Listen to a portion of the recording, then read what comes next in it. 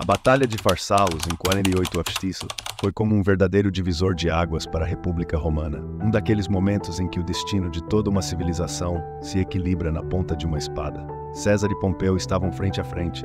Não era apenas uma disputa entre exércitos, mas sim entre duas visões opostas do futuro de Roma. Imagine a tensão daquele campo. Cada soldado consciente de que o desfecho daquele dia definiria o que viria a seguir para cada cidadão romano. As expectativas eram altas, as apostas eram mais altas ainda.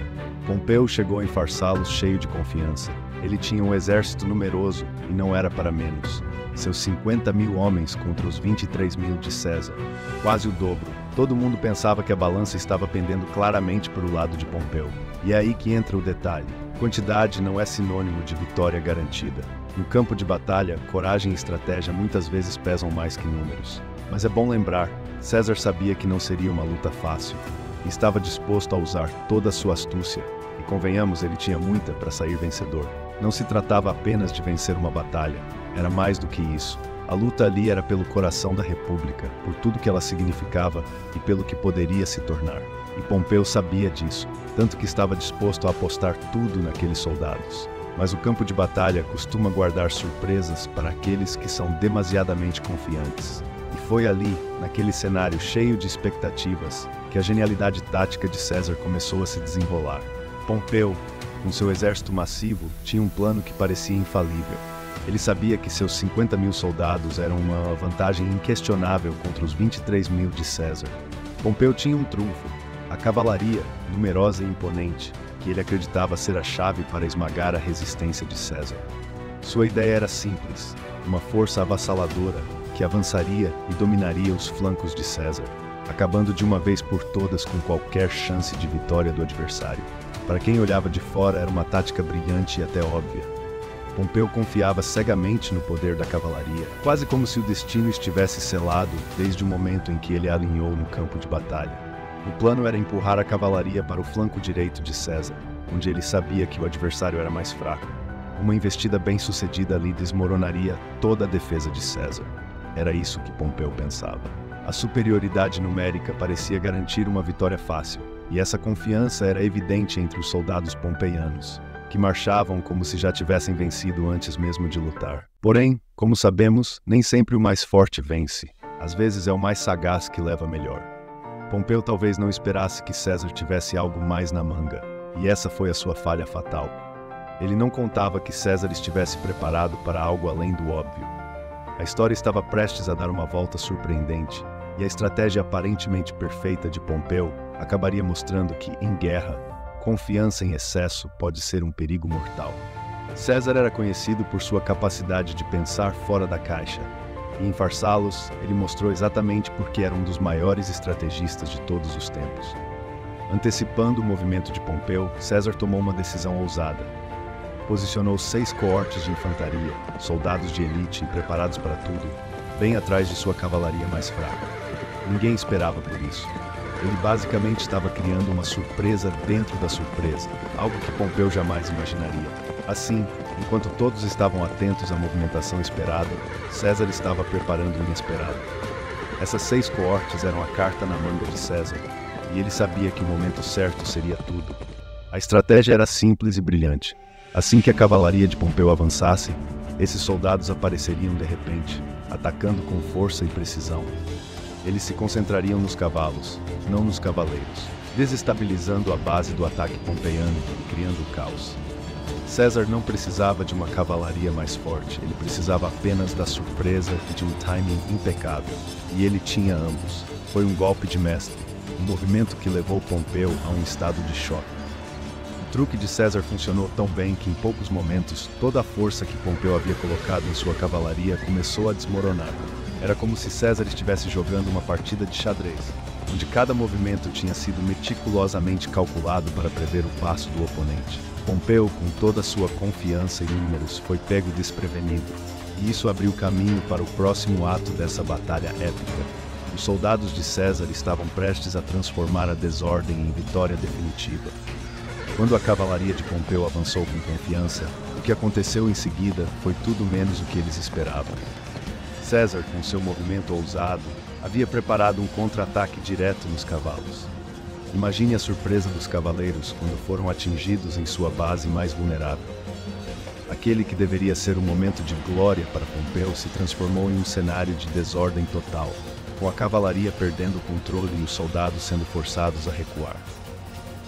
O golpe de César foi tão efetivo porque visou diretamente a fundação da força inimiga. Ele sabia que atacando os cavalos destruiria a estabilidade dos cavaleiros e, com isso, toda a força da investida. A surpresa e a velocidade do contra-ataque deixaram os cavaleiros de Pompeu sem reação, e o que antes parecia uma vantagem avassaladora se transformou numa fuga desesperada. A confiança que Pompeu havia depositado em sua cavalaria virou uma fraqueza explorada com precisão por César. E foi exatamente assim, em meio à confusão e ao recuo de sua cavalaria, que Pompeu viu suas chances de vitória começarem a desaparecer. Aquele momento marcou o ponto de virada da batalha. O que deveria ter sido um ataque definitivo se transformou em caos, abrindo espaço para o avanço das legiões de César, que agora estavam prontas para esmagar o restante das forças de Pompeu e selar de vez o destino daquela batalha. Com a cavalaria de Pompeu em retirada, César sabia que era o momento de agir com tudo que tinha. Suas legiões, disciplinadas e prontas para o combate, avançaram sem hesitar. Foi como uma onda que aproveita o momento de recuo da maré para avançar com força total. As tropas de Pompeu, já desorganizadas e sem a proteção da cavalaria, não tiveram chance contra o ataque feroz dos legionários de César. A ordem virou caos e o que restava do exército pompeiano foi rapidamente esmagado. A vitória foi decisiva e não deixou margem para dúvidas. César havia vencido, e vencido de maneira magistral. Ele não apenas derrotou Pompeu, mas também quebrou a moral de seus soldados e de seus apoiadores. O campo de Farsalos estava cheio de lições para quem quisesse enxergá-las. Não basta ter números, é preciso ter liderança, estratégia e a coragem de executar. As legiões de César não eram as maiores, mas eram as mais bem lideradas e estavam no comando de um general que sabia quando arriscar e quando atacar.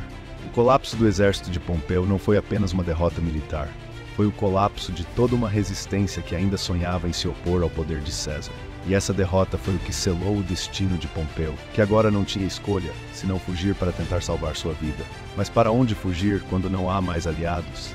Pompeu estava prestes a descobrir que a derrota em campo era apenas o início de um fim ainda mais sombrio. Após a derrota devastadora em Farsalos, Pompeu sabia que sua única opção era fugir. Sem exército, sem apoio e sem a glória de outros tempos, ele se dirigiu ao Egito buscando refúgio. Parecia um destino seguro, afinal Pompeu tinha aliados por lá. Porém, a política é um jogo perigoso, e ele logo descobriria que a lealdade é uma moeda que muda de valor muito rapidamente. Assim que desembarcou, Pompeu foi recebido não com o acolhimento de um aliado, mas com o aço de uma traição. Os governantes egípcios, temendo atrair a ira de César, decidiram entregar Pompeu da maneira mais brutal possível, tirando sua vida. O antigo general, uma vez visto como o protetor da República Romana, foi assassinado de forma fria, ainda antes de sequer tocar em solo seguro. A morte de Pompeu foi um lembrete de que a política romana, mesmo à distância, era implacável. Não havia lugar seguro para um homem que já havia estado no topo e agora era visto como uma ameaça ou um problema. Assim, com a morte de Pompeu, toda a oposição organizada a César se desfez. Não havia mais resistência na Itália, nem planos grandiosos de reconquista. César agora estava livre para retornar triunfante a Roma e reivindicar para si o poder absoluto.